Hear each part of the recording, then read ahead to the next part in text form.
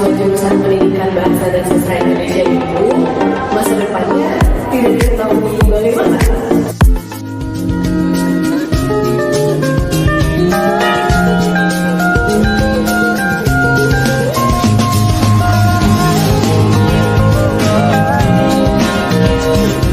Apa benar menjadi mahasiswa jurusan Pendidikan Bahasa dan Sastra Indonesia itu dipilih hanya karena kita tidak tahu mau masuk jurusan apa?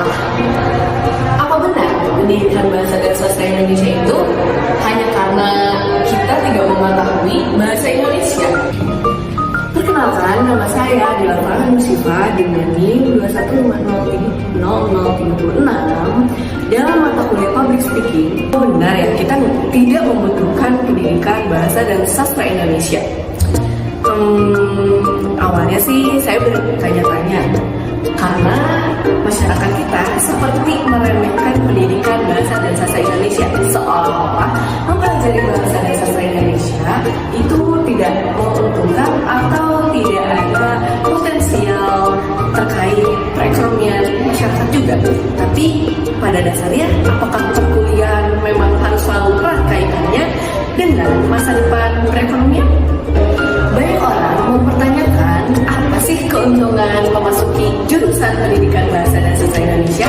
Maka dari itu, disinilah saya akan menjelaskan beberapa keuntungan dan apa sih hal menyenangkan yang bisa kita dapatkan dari jurusan Pendidikan Bahasa dan Sastra Indonesia.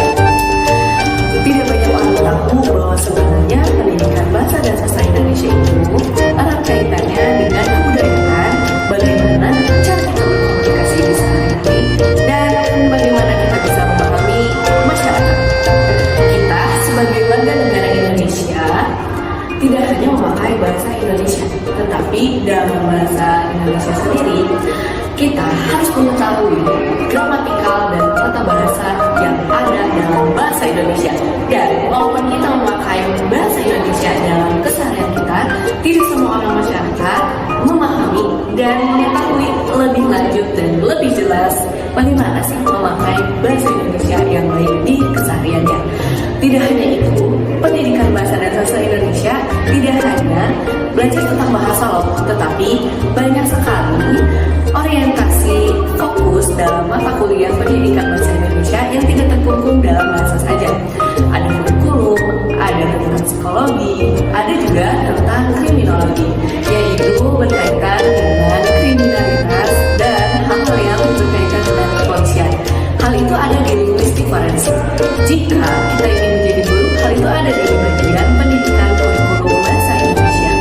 Dan karena kita mempelajari bahasa, maka dari itu kita mempelajari dasar-dasar dari bahasa. Hanya itu saja loh teman-teman, kita juga mempelajari bahasa asing. Karena di beberapa mata kuliah semester pendidikan bahasa dan sastra Indonesia, kita harus bisa untuk mengetahui bahasa asing.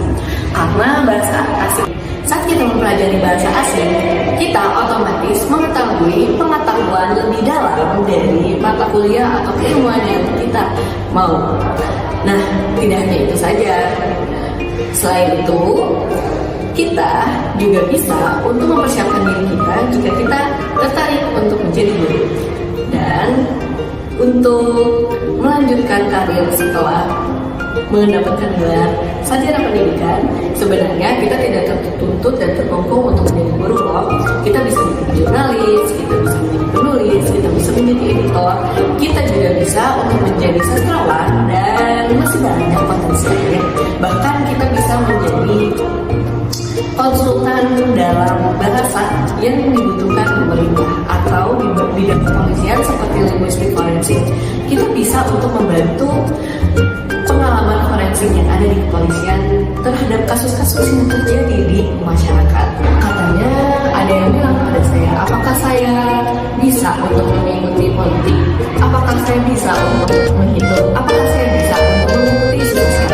Pada dasarnya, di Fakultas Keguruan Ilmu Pendidikan Bahasa dan Sastra Indonesia, kita juga tertuntut untuk mengetahui dan lebih peka pada isu sosial karena tadi ada di matkul jurnalistik. Jadi kita tidak hanya mempelajari bahasa, tapi untuk menjadi siswa pendidikan bahasa dan sastra Indonesia, kita harus memahami menginterpretasi dan